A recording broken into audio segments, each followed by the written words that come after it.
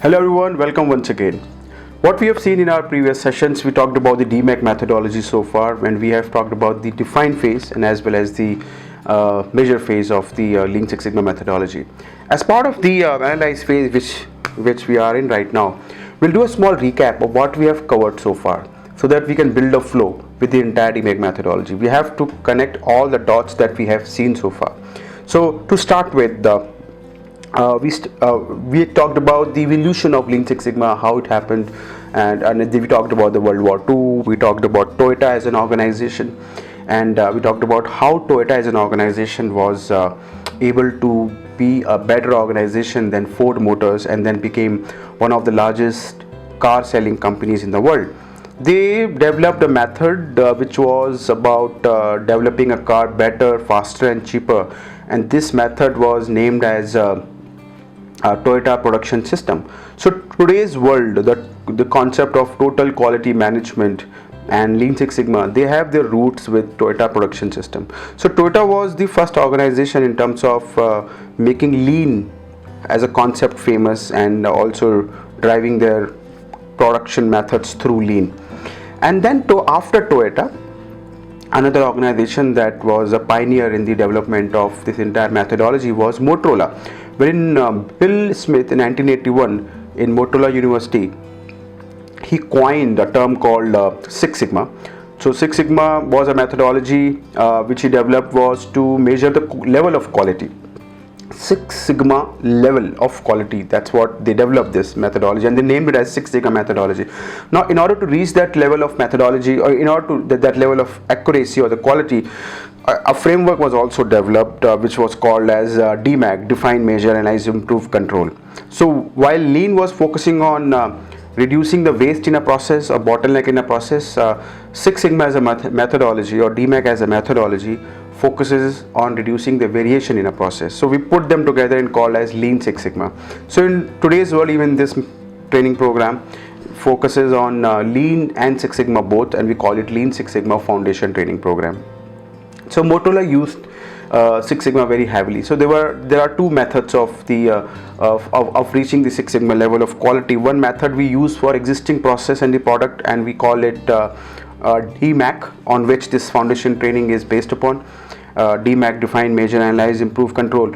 While the other methodology is called design for Six Sigma, DFSS, which has a methodology called as DMADV, which stands for define, measure, analyze, and last two D and V stands for design and verify. So it's define, measure, analyze, design and verify. While here we have define, measure, analyze, improve and control. So we use DFSS or DMADV, define, measure, analyze, design, verify methodology to design a new product or a new service or process from the scratch, and we design them in such a way that from the day one they have a Six Sigma level of quality. So Six Sigma level of quality here means that 99.9996% process meet the customer requirement, or in other words, we produce 3.4 defects in a million products, transactions or opportunities. So that's the level of quality we try to achieve using DMAC as a methodology. Now if I again talk about the Motorola once again, so Motorola developed this methodology, and it was followed by a great organization called GE, General Electric. The CEO of GE, Jack Welch, was a pioneer in terms of making Six Sigma methodology very famous, widely accepted across the globe. He trained the entire manpower in 1995. There were around 300,000 employees. He trained all of them in Lean Six Sigma methodology, and within 6 years they became a Six Sigma organization. So they were not Six Sigma organization when they started. They were far lower in this entire quality level, and it took them 6 years to be number 1, 2 or 3 in whichever industry they were present in. And that's how the evolution of Six Sigma happened. A lot of pioneers have contributed in this entire methodology. There are a lot of pioneers like Joseph Zoran and W. Edward Deming. They are from the American part and American counterparts of a lot of Japanese pioneer like Jenichi Taguchi, Kaoru Ishikawa, Shigeo Shingo. These are some of the great quality pioneers. So the last three names are Japanese name. They are the Toyota production engineers. And so a lot of guys have a lot of these people have they have contributed heavily in the entire development of Lean Six Sigma methodologies across the globe. They made it famous. They became management consultant with a lot of organizations. They worked on it. So we talked about the DMAC methodology, and in the define phase, which is the first phase of the Lean Six Sigma methodology, it focuses on getting customers' requirements, converting them into measurable requirements, prioritizing them, making a charter, and then finally having a toll gate review. So how we start the define phase is by identifying who are the customers, and they can be within the organization, outside the organization. So anyone who gets directly or indirectly impacted by the outcome of the project or the change that we plan to drive from this project become our customer. Once we identify this customer, we understand the requirements, their expectation, and these expectation are or requirement are called as the voice of customer, or VOC in short we call it. But this VOC can be very vague because it may come from various sources. It can be an email, questionnaire, survey, feedback, service calls, warranty issues, or can be verbal at any time in a focus group discussion. So it can come from various sources, and it may not be in a particular format. It may not be very measurable. So in order to understand customers' requirement better, we have to convert it into some measurable requirements. So basically we have to quantify the customer's requirement. In order to quantify the customer requirement, we use a method called as CTQ, critical to quality. What is critical for the customers? To give you an example of what is called a CTQ, let's say we want to purchase high quality products on time and a very less rate. Now this is a statement. I want to purchase high quality products on time and at a very less rate. This statement itself does not tell me anything unless I convert it into numbers. So here I know there are three parameters customer really expects. One is high quality, another one is on time, another one is less cost. So less cost would be less than $1, for example. On time would be within 24 hours, and high quality will be 99.5% quality. So these are the numbers I have converted, and that is giving me better picture of what is customer expecting. So that's how I convert the VOC, voice of customer, into the critical to quality metrics.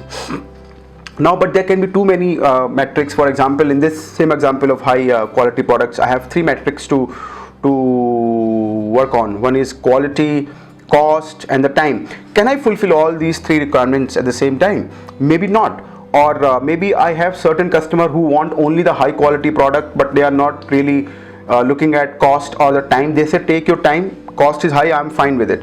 Another set of customer can be who want high quality product, but cost should not be very high, it should be delivered on time. And another set of customer will say that I want high quality products, cost is not a problem, but it should be delivered on time. So you see, we may have three different type of customers here, and we have to cater to three type of customers. So we need to categorize them, prioritize them using a method called as Kano model. Kano model talks about what is must have for a customer. What does a customer want, which is the bare minimum requirement. So in our case, high quality product. High quality is the bare minimum requirement, which is a must have with all three type of customer. Good to have. Good to have is less cost. If the cost is less, for the first customer, getting a high quality product with a less cost is good to have feature, but it is not something that he is wanting.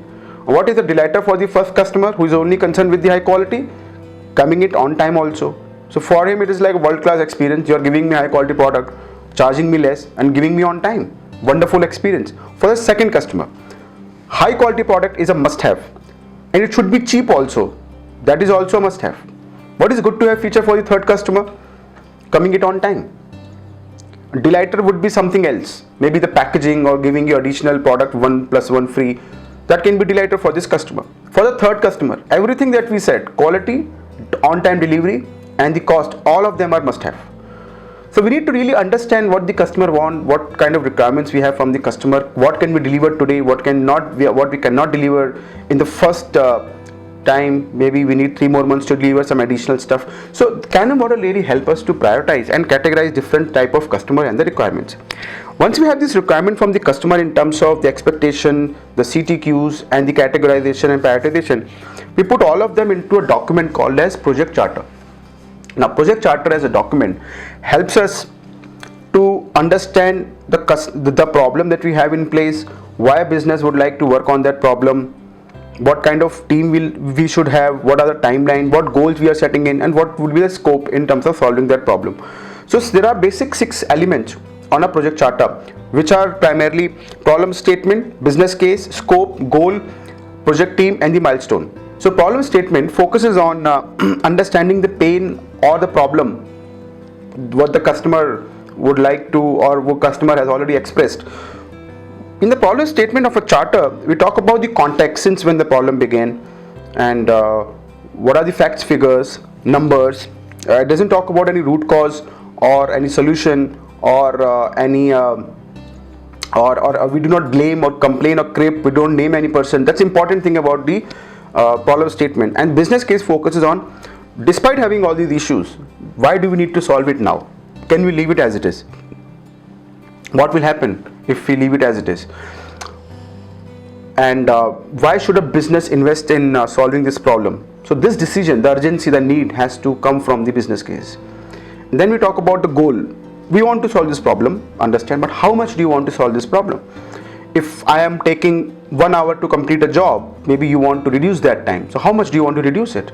I want to reduce this time to 30 minutes. That's good. 50% improvement we are looking at. So what is the timeline? You have to specify a time when you reach that 30 minutes. So you might want to say in next 6 months we want to reduce this 1 hour to 30 minutes. That's what we have to specify. 2 things, the timeline and the percent improvement or total improvement. That's the goal. Then the scoping comes, very important aspect. What will be in the scope of solving that process? However, the process may be spread across the organization, and our focus is not the entire process end to end. We may be looking at one part of a process. So that part of a process we need to specify, which is the in scope of that process. And then whatever is out of the boundary of that process will be out of the scope, and we have to specify it very clearly. But while we are doing the scoping activity and deciding what is in the scope of solving that problem, we need to be very clear as to what are the dependencies while we try to solve that problem, because anything which is dependent on that process should be a part of that scope, otherwise you will not be able to solve that problem.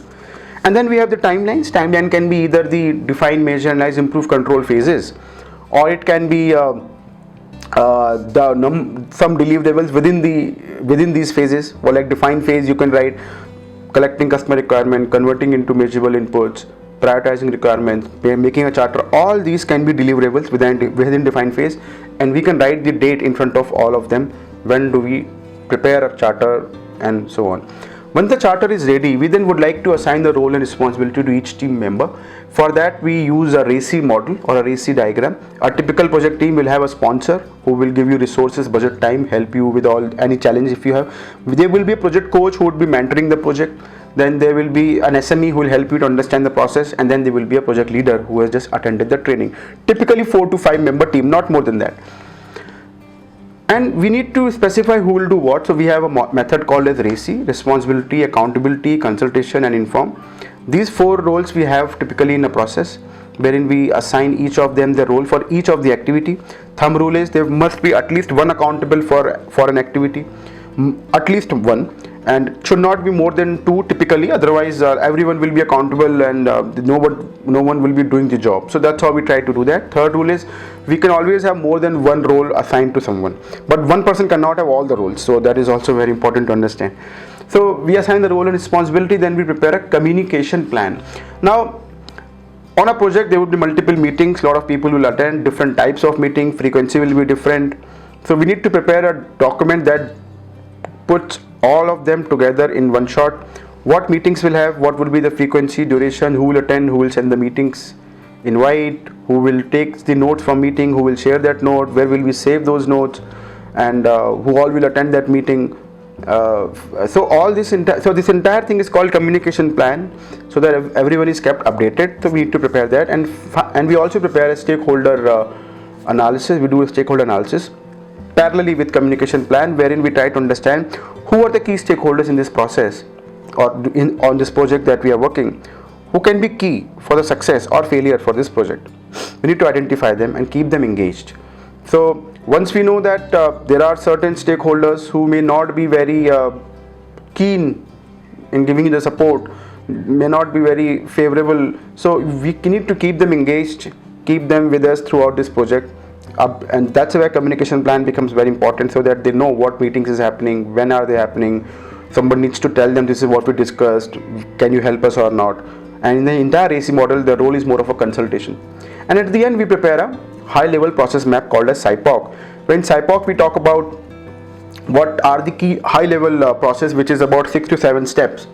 And SIPOC, we have 5 elements on which we map a process at a high level. What are the key inputs that is required to do a job? What are the key steps in a process, and what are the key outputs? And we also map 2 more elements in a process called as the supplier. Who are the supplier who provide the key inputs for the process steps, and who are the customer who receive the key outputs from a process. SIPOC help us understand 2 things. One is, what are the boundary of a process, when does it start, when does it end, what are the key inputs we have, what are the key outputs do we have, what are the dependencies. If we are looking at a metric which we want to improve as part of this project, which can be turnaround time, we want to reduce the turnaround time. In order to complete the entire admission process, we take 3 months. So that 3 months can be very high, 90 days total. We want to reduce this 90 days to 45 days. So turnaround time is a process metric. So we want to understand what are the input metric corresponding to that process metric. That's where SIPOC becomes important, as we can see the dependency of a metric on another metric. And at the end of the define phase, we have the toll gate review, wherein we have sponsor sitting and black belt sitting. Sponsor is asking question from, they both are reviewing the project. Sponsor asking question from the business point of view, as to, are we still solving the right problem? Are we on track? Do you have any challenges? What support do you need? While black belt will be asking question from the Six Sigma methodology point of view. Are you using the methodology? Are you using the right tool? Are you using them right? Do you need any support or any help while you work on any of those methods or any tool? And this is a toll gate review, which is a go no go decision, as based on this the decision is taken to move forward. If you have not done the required work, you may be asked to stay, and then you work on the other activity. So this is about the define phase. We did a very quick recap, then we move to the measure phase from here. So thank you for watching. This is Shivendra Sharma.